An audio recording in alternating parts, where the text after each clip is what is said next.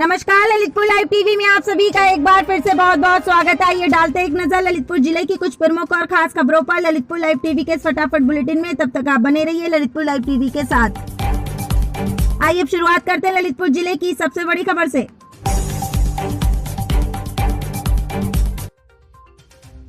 – 2022 विधानसभा चुनाव की तिथियां घोषित होने एवं प्रमुख राजनीतिक पार्टियों की प्रत्याशियों की घोषणा होते ही चुनावी बिगुल बच चुका है। ऐसे में अटकलों का बाजार हुआ एक बार फिर से गर्म। ललितपुर जिले की दोनों विधानसभा सीटों पर बहुजन समाज पार्टी की दोनों उम्मीदवारों की हुई घोषणा। 226 सदर विधानसभा सीट से इस बार साइकिल छोड़कर हाथी पर सवार हुए राजनीति के महारथी पूर्व सांसद सुजान सिंह बुंदेला के पुत्र चंद्रभूषण बुंदेला उर्फ गुड्डू राजा, जिसको लेकर सभी राजनीतिक दलों में खलबली मची हुई है और सभी के जाति समीकरण ध्वस्त दिखते नजर आ रहे हैं। साथ ही पार्टी को एक दिग्गज प्रत्याशी मिलने से बीएसपी कार्यकर्ताओं में काफी जोश देखने को मिला, तो अन्य राजनीतिक दलों में खलबली मची हुई है।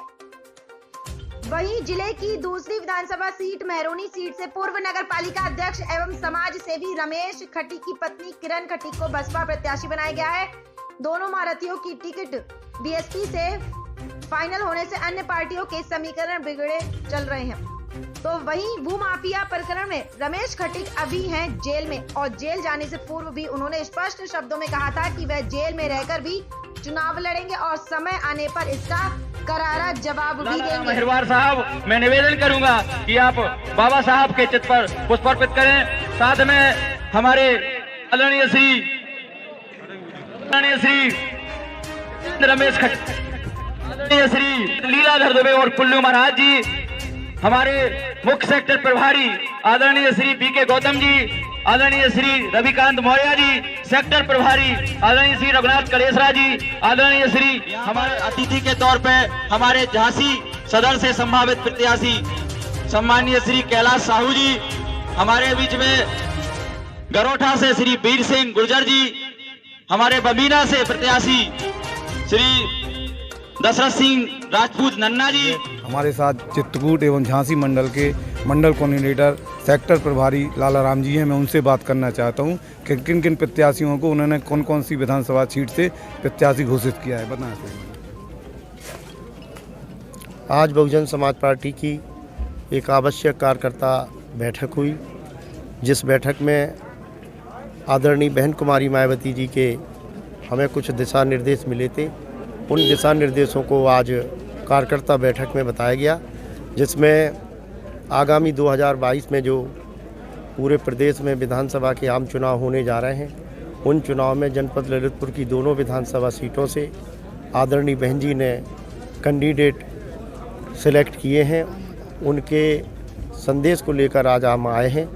तो जनपद ललितपुर से बहुजन समाज पार्टी के आगामी 2022 में होने जा रहे चुनाव के प्रत्याशी चंद्रभूषण उर्फ गुड्डू राजा होंगे, जिन्होंने समाजवादी पार्टी को छोड़कर आदरणीय बहन कुमारी मायावती जी के समक्ष बहुजन समाज पार्टी की सदस्यता ग्रहण की थी। दूसरी हमारी मेहरौनी जो विधानसभा की सीट है, सुरक्षित सीट है, उस सीट पर हमारे बहुजन समाज पार्टी के कैंडिडेट, उनकी भी आदरणीय बहन कुमारी मायावती जी से उनकी पत्नी और उनके बेटों से मुलाकात हुई थी।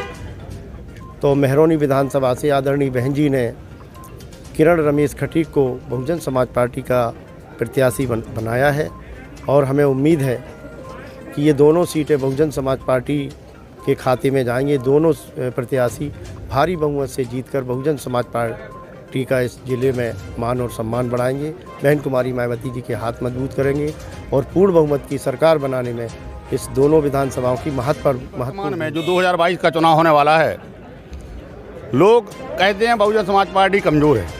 मित्रों, मैं आपको बता देना चाहता हूं मित्रों कि आज बहुजन समाज पार्टी का कार्यकर्ता हर बूथ पर 10 यूथ, 1 बूथ 10 यूथ, एक बूथ पर हमारा 10 कार्यकर्ता बहुजन समाज पार्टी का खड़ा है। इसके अलावा जो हमारे प्रत्याशी बनाए गए हैं, आदरणीय गुड्डू राजा साहब बनाए गए हैं, चंद्रभूषण सिंह बुंदेला जी, तो उनके और हम सब के मिल करके हम लोग बहुत बड़ी मजबूती के साथ चुनाव लड़ने जा रहे हैं। हमारा कोई बूथ पर भी कहीं हम कमज़ोर नहीं हैं। हमारा जो समीकरण रहेगा, जो हमने अभी मंच से बताया था कि हम सबसे पहले जो हमारा कैंडिडेट होता है उसकी जाति का वोट, तो जाति, इसके बाद हाथी, बहुजन समाज पार्टी का वोट, इसके बाद साथी जो हमारे प्रत्याशी हैं गुड्डू राजा साहब जैसे, उनके हम जैसे एक सारथी हैं। और हमारी पार्टी में विभिन्न पिछड़ों के, मुस्लिमों के, अन्य पिछड़ी जातियों और अल्पसंख्यकों के हमारे जो साथी हैं, उन सबको मिलकर के हम एक बहुत बड़ी जीत यहाँ से पर पहुँचने वाले हैं।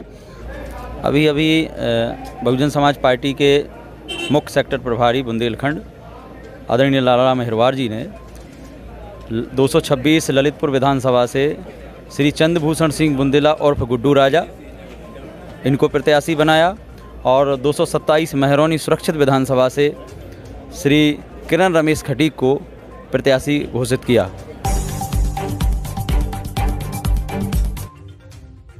ललितपुर एसओजी टीम और थाना बानपुर पुलिस को मिली बड़ी सफलता। अवैध असला बनाकर उन्हें तैयार कर बेचने वाले गिरोह के 2 शीटर बदमाश गिरफ्तार। इनके खिलाफ ललितपुर जिले के कई थानों में आपराधिक मामले दर्ज है, जिसका आज ललितपुर पुलिस अधीक्षक श्री निखिल पाठक ने ललितपुर के पुलिस लाइन सभागार में किया खुलासा और आरोपियों को जेल की सलाखों के पीछे भेजा। देखिए रिपोर्ट ललितपुर लाइव टीवी पर। ललितपुर लाइव टीवी के लिए मनोज जैन के साथ पंकज रैकवार की रिपोर्ट। आज दिनांक 24 तारीख को सुबह करीब 8 बजे सूचना के आधार पर ग्राम कैलुआ में एक अवैध शस्त्र को निर्माण करने की फैक्ट्री जो है पकड़ी गई है। इसमें करीब 5 बने हुए और 2 अधबने शस्त्र हम लोगों ने बरामद किए हैं। इसके अलावा इनको बनाने का जो सामान है वो बरामद किया गया है। मौके से 2 लोगों की गिरफ्तारी की गई है, जितेंद्र यादव और जितेंद्र सिंह।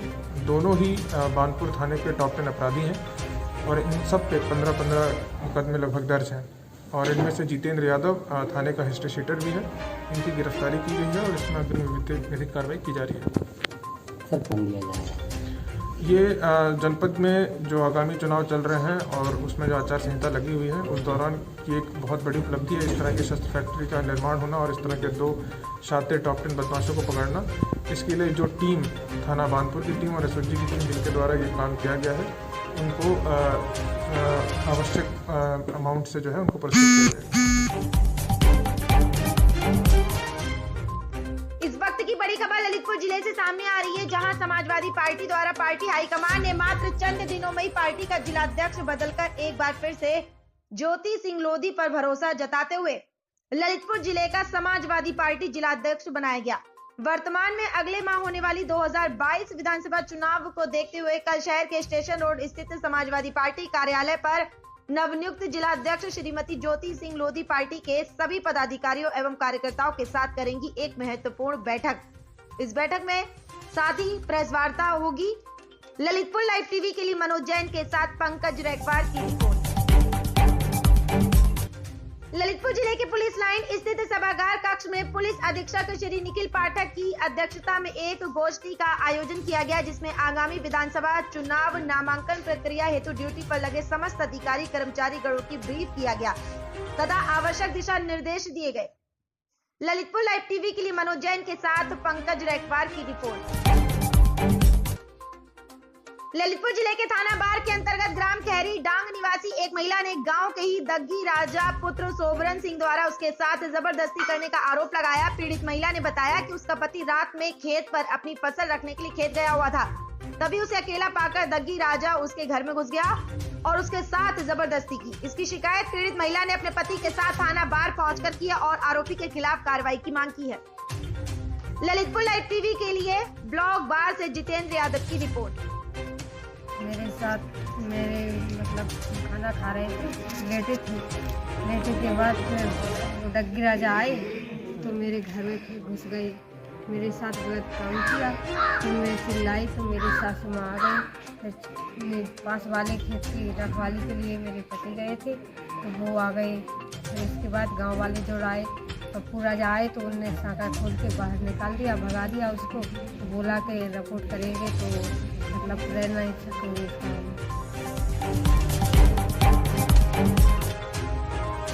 पंजाब नेशनल बैंक ग्रामीण स्वरोजगार प्रशिक्षण संस्थान द्वारा स्वयं सहायता समूह की 12 महिलाओं को स्वरोजगार से जोड़ने की मंशा से पंचायत स्तर पर जिन समूह सखियों का चयन हुआ उनका 6 दिवसीय प्रशिक्षण संपन्न हुआ।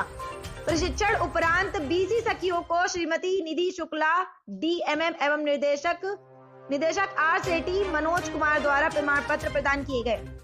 हम आपको बता दें कि इस अवसर पर निदेशक आर सेठी द्वारा अपने संबोधन में बैंक द्वारा संचालित विभिन्न योजनाओं की जानकारी प्रदान की गई तथा वित्तीय साक्षरता के संबंध में उनकी महती भूमिका के बारे में बताते हुए उन्हें बैंक और ग्रामीण जनता के मध्य सेतु के रूप में कार्य करने हेतु प्रेरित किया। श्रीमती निधि शुक्ला द्वारा बीसी सखियों को निर्देशित करते हुए कहा गया कि समूह संचालन और बैंक से लेन देन को प्रभावी बनाने, समूह गठन करने, खाता खोलने और अन्य समूह की गतिविधियों के सफल संचालन हेतु प्रेरित किया गया। इन हाउस फैकल्टी आकांक्षा खरे द्वारा प्रशिक्षार्थियों को कर्तव्य और निष्ठापूर्ण कार्य करने हेतु आह्वान किया गया। इस अवसर पर आर सेठी स्टाफ में राजीव कुमार उपस्थित रहे।